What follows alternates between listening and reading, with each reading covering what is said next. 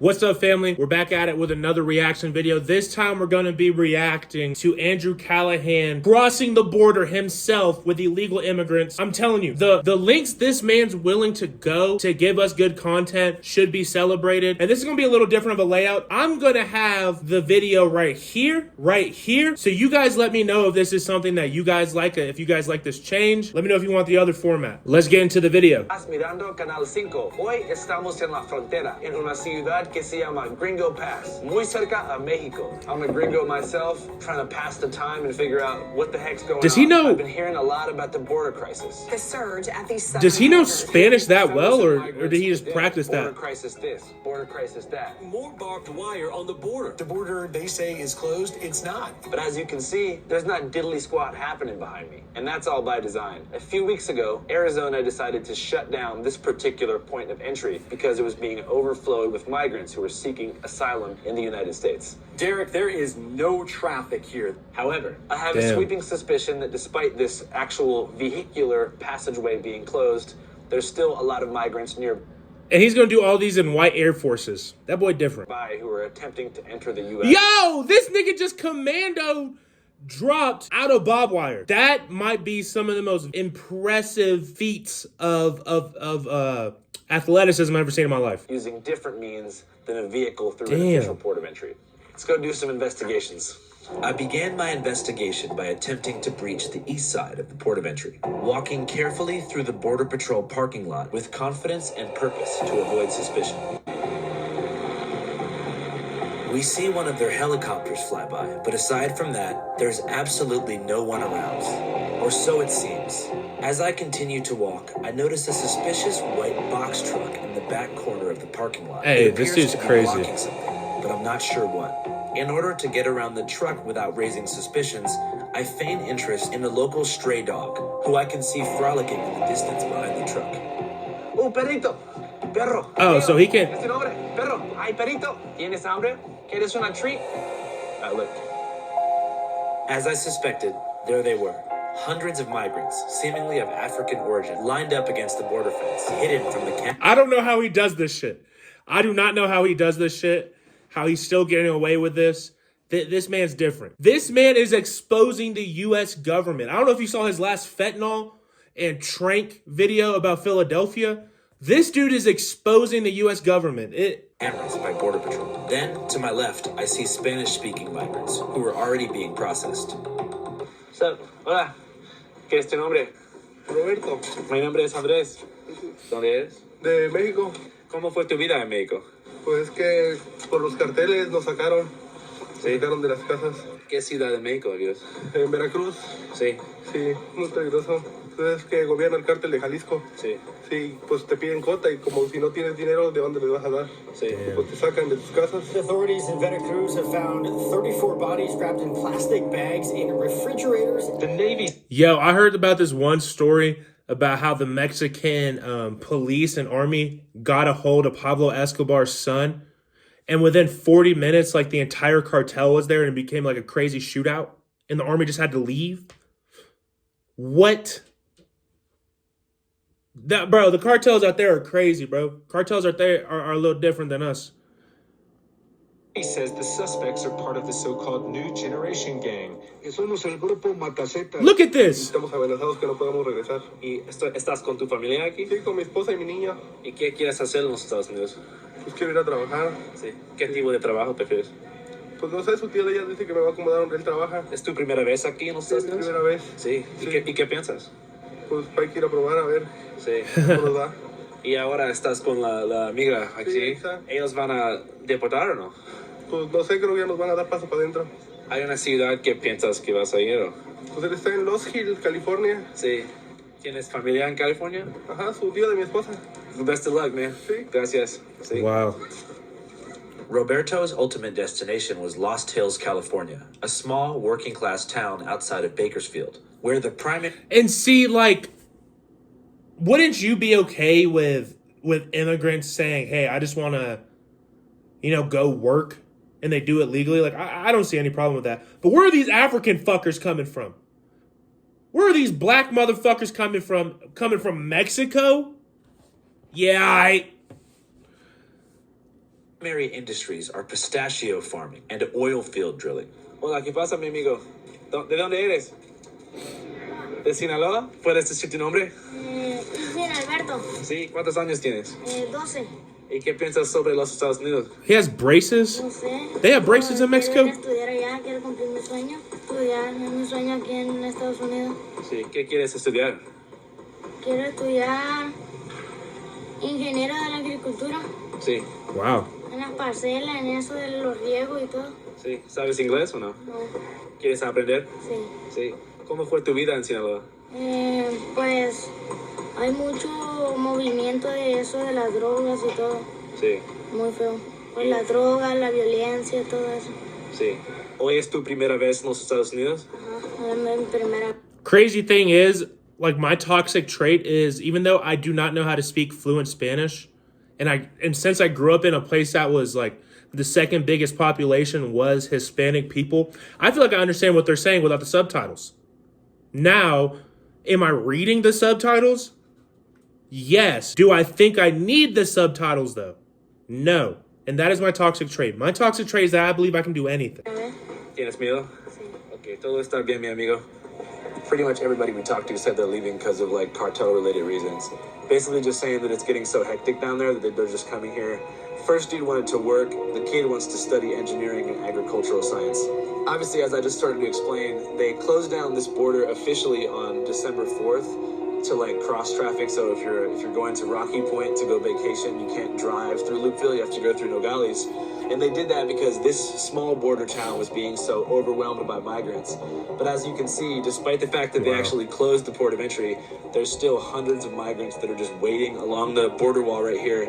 I want to go talk to them because They all appear to be African. I mean, there's a chance they could be Haitian or, Afro-Colombian or something like that. But I've seen a lot of recent news stories suggesting that most of these people are from Senegal, Gambia, Guinea, and so forth. Which is really interesting, obviously, because those are insanely far countries from America. Yeah. And I don't think Americans generally associate African nations with illegal immigration. I think typically they assume it's Mexicans and Central Americans. Damn, they got her big ass up or there? Venezuelans Not trying to be fleeing funny, a but- regime change. And obviously, we share a landmass with these countries to our south. So it makes perfect sense why they would come north when the standard of life is considerably higher. But for someone to make the journey from Africa into Latin America and then take this almost tri-continental journey up into the United States is particularly strange, especially given the fact that Europe is much closer. There's first world nations that are much closer to these African countries that have a better healthcare and education system than America. So what is it about America that makes them feel like this journey is worth it? And also, That is a- what life do they expect? that is a here in crazy- America? Because obviously, as we've documented Yeah, in honestly, the past yeah. couple months, there's a lot of really shitty stuff happening. Yo, super off topic. Did y'all hear about Francis Ngannou and how he was an illegal immigrant, I think, to France or Germany or something like that? He tried to do it 6 times, and he was failed 6 times, and each time you had to go work at the sand mine. He's really just shoveling sand all day. Just shoveling sand, and then he just goes, tries to illegally immigrate. They catch him. 7th time, he does it. And then after that, he becomes a fucking MMA UFC champion. He almost beat one of the best heavyweight boxers of all time, Tyson Fury. So, hey, if you give us good athletes, I mean, hey, I don't think illegal immigration is that bad. It's just me, though. In America, the state of our inner cities is already pretty bad. And so I wonder almost if like the American dream propaganda that they're being fed by media or by their friends or family members, if that's actually true. I think America creates an atmosphere for people to achieve. So the American dream is just the ability to achieve. That's what it's about. Like, is the American dream actually a reality for immigrants, or are they more likely to just face different types of hardships when they arrive? I don't know. Let's go talk to some people. I wanted to talk to these African migrants, but because they were being deliberately safeguarded by Border Patrol, that seemed very difficult. They were essentially being held in what's like a demilitarized zone, Damn. a single lane patch of land between the port of entry and the actual border wall, which apparently American civilians cannot access unless authorized by personnel. Still, I drove 6 hours to get to this place, so I wasn't about to leave without at least trying to talk to them. Naturally, I began a westbound hike along the border wall, searching for a hole or an opening in the fence that would let me access whatever. Dude, his cameramen must love I found him. a clearing in the fence and began my journey eastbound along the restricted pathway. Very quickly, I was apprehended by law enforcement. Yeah, so the actual border road here is closed Okay. to anybody except law enforcement traffic, just because sometimes BP needs to kind of hoof it on you. Yeah. Okay. But you guys are welcome to take pictures or whatever, from right here. Just get back to your car, do what you need to do. Thanks, bro. Appreciate it. Oh, he's a cool cop. Pretending that our car was in the direction of the migrants, we continued our mission. And predictably, were stopped again. You'll be coming through here. Okay. We're just trying to find a good place to do some interviews with migrants where we wouldn't get. No, these gates are closed and locked. The border's closed. You guys gotta go the other way. Okay. Where do you guys think's a legal place to get interviews and stuff like that? Parking lot. All right. Thanks, guys. Thanks. Have a good one. You know, that was a great question. And whenever I go and do content for my main channel, I think I'm gonna be whenever a cop does try to, stifle my plans, but okay, what's a legal way to do this? That's smart. That's smart, Andrew. Somewhat disheartened, we ended up back at the empty parking lot where this video began. It seemed that Border Patrol was running a tight ship and being directed to deliberately mislead journalists. Or perhaps maybe we picked the wrong place along the border to begin our coverage. So we figured it was time to pack up and leave town. Then, seemingly from out of nowhere, an off-duty law enforcement officer approached us in his car and told us that we were just 1 mile away from the largest secret migrant detention facility in Arizona, which is embedded inside of a national park called the Oregon Pipe Cactus National Monument. Damn. Turn on Palo Blanco Road, I believe it's called. We go about a mile. It's conveniently hidden. Literally thousands of people, and people from all over the world. What they do is when they come and to he the has wall, and he has 2 people filming him. What does he have to pay them to do to go into the places that they go? they shed any type of ID. So you can find passports, currencies, driver's license, visas from Guinea, from Mauritania, Sierra Leone, Chad, Ghana, Egypt, Thailand, Nepal. It's phenomenal. You see discarded strollers, suitcases, day packs, purses, neck pillows. I mean, these aren't Neck the pillows. people that were crossing in years past that were just trying to get into California to make a living wage to send back home. This is a different demographic completely. Well, these are the guys bringing in the fentanyl. It used to be the border crossers would get across the border one way or another, and then they had 20, 30, 40 miles to get up, 60 miles to I-8. It was very difficult and arduous. Now, no, the cartel makes it really easy for them. They simply step across the border and walk to the Border Patrol and claim asylum. I'm a pro-immigration person. We need immigration, but not this way. Not the way it's being done now, where no one has any idea of who these people are. It's Yeah, just that is totally crazy. unsustainable.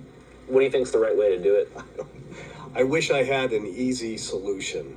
I don't know. It seemed to me that Title 42 was working pretty well under a previous administration, which required people to claim asylum upon the first country they hit, rather than having it come right into America first. So what is Title 42? The order started during the Trump administration. It allowed the government to turn away migrants to slow the spread of COVID-19. The Trump-era health policy that allows authorities to immediately deport most migrants. When it ends, tens of thousands currently waiting in Mexico can apply for asylum. Authorities say they're preparing for a spike in migrant crossings, upwards of 10,000 per day. How many people would you estimate are coming through? But I would estimate certainly more than a couple thousand a day. Damn! If you just run the numbers, with the numbers that we're seeing, if you even say 1% aren't the greatest people with the greatest intent, we're in danger. And it's being... Dude, that is crazy to think about. So I graduated, I went to school with about 2,500 people, maybe closer to 2,500 people when you include like all of the employees. I cannot imagine, and that's just through one passage. Think about what is it?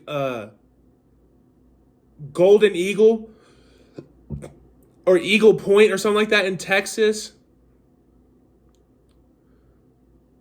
Damn. Yo, this is wild to really think about. And they are the ones bringing fentanyl. And if you think about the fentanyl epidemic, especially in like the southwestern states, dude, it's crazy. Dude, people are dying from that shit every single day. It's sad, bro. It's sad. People are losing loved ones because of the fentanyl that they're bringing in. Done to profit the cartels. Just using my own rudimentary math skills, I think they're making about $1 billion a month smuggling people into the U.S. Oh, it's probably way more than that. What they do is they saw cut the bollards in the wall, and they pull them back and then funnel people through. And then when they close that bollard, push it back onto where it was previously affixed, you can't see except for, there's a tiny little crack where they saw cut it. So, and this happens all along that 12-mile section. Midway through my interview with this man, I had a shocking revelation. This maybe, just maybe, was the same guy that I interviewed 5 years ago at the raid of Area 51. So what are your thoughts on the aliens, man? They're here. They're here. They're here right now. They're walking among us on two legs. Human-like. Oh, yeah. Do you plan on raiding tonight, sir? Oh, I've already been in. What was in there? They're in there. They're in Damn. there. Totally.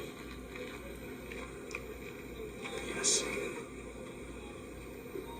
Anyways, man, thanks for the interview. Good luck. You're a brave soldier. Thank you. I didn't realize this until after I filmed the interview, but looking back, it actually makes sense. In both encounters, he's on the outskirts of federal land, claiming the government is hiding some crazy shit that he himself just saw. 5 guys in camouflage from head to... What the fuck? Yo, bro. I'm a big believer in God will meet you halfway.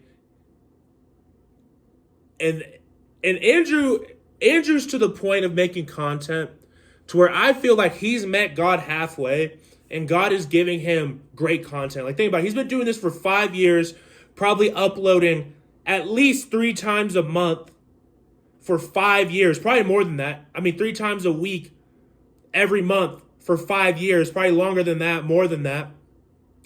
And he just so happens to interview the same guy in a crazy circumstance again. Life's crazy.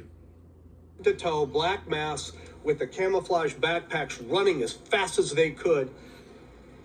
Damn, that's a crazy situation. So for us as journalists, if we wanted to get the firsthand scoop of what's going on, you mentioned you felt like a processing center was the best place to check out. Yes. Mm-hmm. And that is over there. Mm-hmm. I find it curious why it's hidden. Because logistically, it would seem to me to be much more efficient if they put it right up here on the highway. It seems like it was intentionally put 3/4 of a mile off the road so tax-paying citizens wouldn't see it. You going there right now? Yes. Can we follow you guys? Sure. All right, cool. I'll see you in a second, man. Thanks so much. All right, so I guess we actually kind of are in the right place to find migrants to speak to. I feel like to be an amazing, boots on the ground journalist, like how YouTube, like the YouTube style journalism, you have to have no fear of danger. No fear of danger. This man could have easily been an off-duty cop that fucking either scares or kills reporters and cameramen who are documenting the border crisis. But Andrew's like, nah, fuck it, man. Good content. That's a brave soul. That dude that just pulled up and talked to us, he actually agreed to take us directly to the migrant processing center where everyone's being kept. He said that it's located in a hidden location, 4 to 5 miles away from the state road that runs through this place. So we're just gonna follow his car and hopefully get some footage, guys. To my surprise, my unbeknownst old friend was not bullshitting about the processing center. In the middle of the Sonoran Desert, hidden behind Border Patrol vehicles and makeshift tents, were hundreds upon hundreds of migrants, all of whom who hopped the U.S.-Mexico border within the past couple hours.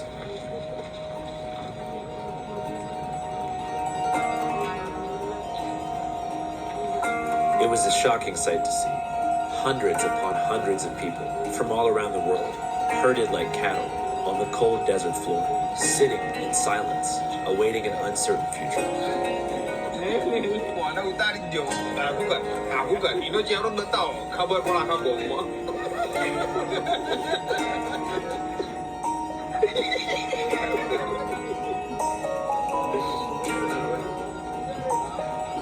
Despite these conditions, spirits are generally high, especially among children, many of whom who have been walking, hopping trains, hitching rides, and so forth for weeks and even months. Now they've finally made it to the land of He knows he's not supposed to be there. He knows he's not supposed to be there. This is fucked up, man. Opportunity. A nation allegedly founded upon the principles of liberty and radical individuality, where anyone from any walk of life can make something out of themselves. I guess they call them detainees. They've been walking on this road. This road runs for 12 miles, 12 or 13 miles. What it does is it parallels our border fence. In our next episode, Migrant Detention Facility, we'll go undercover and speak with Border Patrol agents and migrants from across the world who are seeking asylum in the United States. We'll also follow a bus full of undocumented migrants and driven by ICE agents who pulled over and detained us after realizing they were being filmed. Like much of our content, this episode is available exclusively on our Patreon, www.patreon.com/channel5. As many of you know, Channel 5 is and has always been completely independent and supported and powered directly through your contributions. Thank you.